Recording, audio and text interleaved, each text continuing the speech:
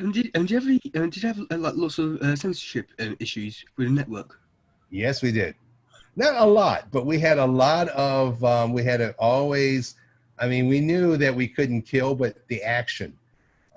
Again, we had to talk to them and explain that, well, we're not a network show anymore. We're really syndicated. So we weren't really dealing with network because we were the network, actually. The studio that brought me there had started their own network called the Foxbox. So they were for kids. So they were putting it on their own network. However, we had to abide by what they call standards and practices. And standards and practices, this were the censors. That's what they are. They're officially known as standards and practices, but they're known by everybody else as the censors. And they're the ones that tell you, oh, you can't do that. Oh, you can't show blood. Oh, you can't have too much action, or, oh, that was too brutal. And even on the title sequence, when we did the big opening, which I was really happy to do because, again, it was an homage to the original series, but it was also showing you that, oh, we're a lot different. We're a lot edgier. And there was a scene where we had Raphael on the motorcycle jumping over rooftops. And the censors are like, oh, they got to wear a helmet. And we're, wait a minute, they're ninjas. Why does he have to wear a helmet? Well, he's on a motorcycle. It goes, okay, I'll do this. Let's be fair. Whenever they're on a motorcycle, they'll have to wear a helmet because there was a helmet law in New York as well as in California. So that's all right. When the turtles are wearing a helmet, when they're jumping on the rooftops by themselves, no helmets. And they went, okay. So they agreed. Because we explained if it's super heroic, something that a kid couldn't do, then we can get away with it. If it's something a kid could do, then we had to explain by, okay, he's got to wear a helmet. He's got to wear, Michelangelo at one time was going to go scuba diving. And we had to make sure he had this huge mask. But I said, no, I don't want just a scuba mask. It has to be something Michelangelo would build. It'll have a propeller. It'll have all these lights. It'll be, it's got to be bigger than life because it's Michelangelo, not Michelangelo, it's Donatello. Donatello's doing this, so it's got to be superhuman. So it makes sense. And then also the toy guys loved it. Toy guys were very, very, very, very supportive. So everything we drew, they got to make into toys. So the bigger and crazier, the better. So. Did you get help with the character designs? Did we have any counter designs? Did you help with the character designs? Absolutely. Well, put it this way. I picked the artists. I would sketch out certain things, but you try to find people. Well, the directors can't draw everything. We shouldn't draw everything. When you're the director, your job is to do what they say, direct. So you try to find people who has that talent that either you have or better than you, and you get them to do it. So I supervise in the sense that I would sit down with my artist and we would talk about design or talk about a character. And then either I would sketch it out or I let them sketch it out. If they have, I always believe who has the strongest vision would draw it. So if I came in, like the only time the two characters that I had a strong hand in drawing were and I think I see him on the back wall on your shelf. Hun? Maybe that's not him. That's not Hun, is it? No, that's Casey Jones. Oh, Casey Jones. Okay. Oh, well, I did have an influence on Casey Jones too.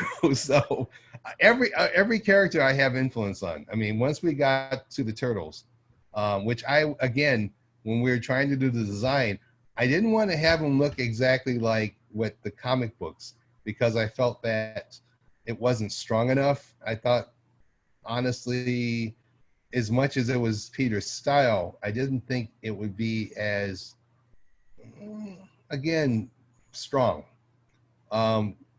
with this new vision. But what I did thought what we should follow was the movie. I really like the movie style. And so our Turtles, which I see on your I don't know if that's a refrigerator behind you, but I see is it? Yeah. Okay, so that beautiful drawing that looks like Donatello. Yes, I have all four Turtles in there. Oh, you do? Awesome. You are a serious fan, by the way. This is a pleasure talking to you. Talking to you too. When we were doing the designs, I kept leaning at the movie because I really love the movies. I love the big muscles.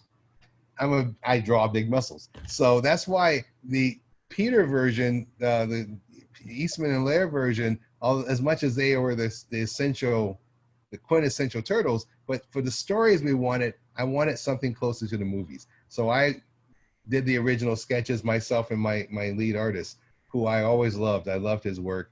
Unfortunately, he couldn't continue, so we got another lead artist who became a really good friend of mine. He's the son of an old friend of mine, and he took to it beautifully. And the more he drew, the less I had to draw, because he started feeling more and more of the style, and I went, okay, you take it. But from props to vehicles, I either did the original sketching or I talked to the artist with it. And that's how we came up with the look of the show. I wouldn't say it was all me, but when it came down to Hun, at the time, we didn't know what we were going to call him. We just knew we wanted a big, giant, like an American sumo guy. And we know we wanted him to be, he was like the Purple Dragons. He was going to represent the Purple Dragons, as well as be Shredder's right-hand man. And I wanted him to be different. I didn't want him to be Japanese. I wanted him to reflect New York. And so that's why he was a Purple Dragon. And we kept drawing it. And I like the big, I wanted like an intelligent Hulk, not a big dumb Hulk. Scarier guys when they're big and have muscles. That's what I thought, you know. And so we kept drawing and we kept trying to think of names. We went from Dynamo to Blockhead and all these other names. Didn't work. And I remember I gave him this crew cut with a ponytail to show part it's like he was not a great student. He always relied on his strength. So he was like a sumo, but he looked like, and I went, a Hun. And I remember Lloyd and I going, that's different. I don't think it's a good name, but that's different, because Hun they were like Vikings. They were like barbarian warriors who almost conquered the world. The German army in World War I were called Huns. So that stuck with us, and it stuck with us. And every time we came up with 25 different names, and nobody liked them. Peter didn't like them. Playmates didn't like them. But all of a sudden, everybody saw Hun, and it stuck for a while. We just called it, until finally it just went, God, it's Hun. That's his name. He's Hun. So I created Hun from scratch. I did him a little drawing about that big, and it got bigger, and then that's Hun. The other guy I did was the Garbage Man. In fact, I came up with the Garbage Man story. I wanted someone like, I was always a big fan of Doctor Who. So, and I'm a huge fan of Doctor Who. And of course, if you like Doctor Who, you gotta like his nemesis, the Daleks. So I wanted someone like that. I wanted someone like Davros. And we didn't want to make him Davros. Again, it's New York. And one thing, when you live in New York, you see a lot of garbage. And the garbage trucks are almost kind of ominous on how they pull up behind you to pick up garbage. And sometimes you don't even see people, you just see garbage. And I thought, what if that was someone inside there who controlled the truck, and he grabbed people instead of garbage? And that's when we came with the story and the look of the Garbage Man. And that was from me. Everything else came from the Turtle franchise. So that's a cool classic turtle question. And who's your favorite turtle? Oh, that's unfair. That's unfair. And actually you caught me, because I do have a favorite turtle.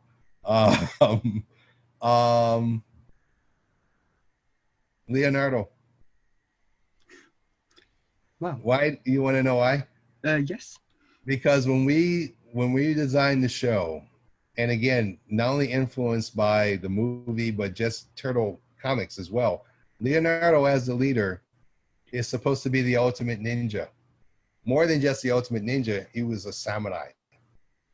And again, what I really insisted to everybody was our turtles was going to be we're going to bring back the ninja, we're going to bring in the warriors. And so in truth, they were ninja warriors, because there are two different things. And Leo to me was the ultimate samurai, Bushido, and also being, in some ways, as a leader, he wasn't sure of himself because he's a teenager. And I thought he was the one, his dynamic with his brothers made each guy special. So him and Ralph reminded me, as I kept telling everyone too, was that the turtles were brothers. We really wanted to emphasize that. They're all brothers, and all brothers have pairings. I have a lot of brothers, and I know one of my older brothers and I are like that, and then one of our other two younger brothers were like that, and we're constantly doing that. It was us two against them. So I love that Michelangelo and Donatello would be like that together, and Leo and Ralph, who weren't like that, but they always had each other's back. If one was hurt, the other one's there for them. And then after they would save each other and go, "I love you," then they'd fight themselves. So I love that. And Leo, as wise as he was, would make mistakes, but he would be the one who teaches brothers how to fix it. So I related to him. I wasn't the oldest, but I was the middle brother. And so I really wanted that personality. I understood his personality. So I guess he was my favorite. My second favorite would be Raph, because he was so angry. He was like Wolverine. You know, we really wanted to make him more close to that. And also he was the warrior with the skill, but he didn't have, he was you know what Lone Wolf and Cub was like? Do you know what that is? Not really. Do you know what the Baby Cart series is? It's a Japanese manga series, very famous. They made him into movies. It's about a samurai and his son, and the son is young and he's in a baby cart. And the baby cart is almost like the Aston Martin. It has lots of weapons on it, and they take on ninjas and they take on bad. Yeah. Well, that's one of my favorite samurai series. so Ralph reminds me of the father of just a weapon. So Ralph would be my second favorite. Okay. Thank you again so much for doing this. You're welcome. You're welcome. I'm sorry if I'm trying to keep it so I don't take up your whole time, but I know that these are important questions for you. So yeah. Wow. Thank you. This really has been an honor to talk to you. Oh, I'm glad. I'm so glad that you were patient and that I found the time. I almost forgot today, and I realized, oh no, I have to go see Lewis. Okay, wait a minute.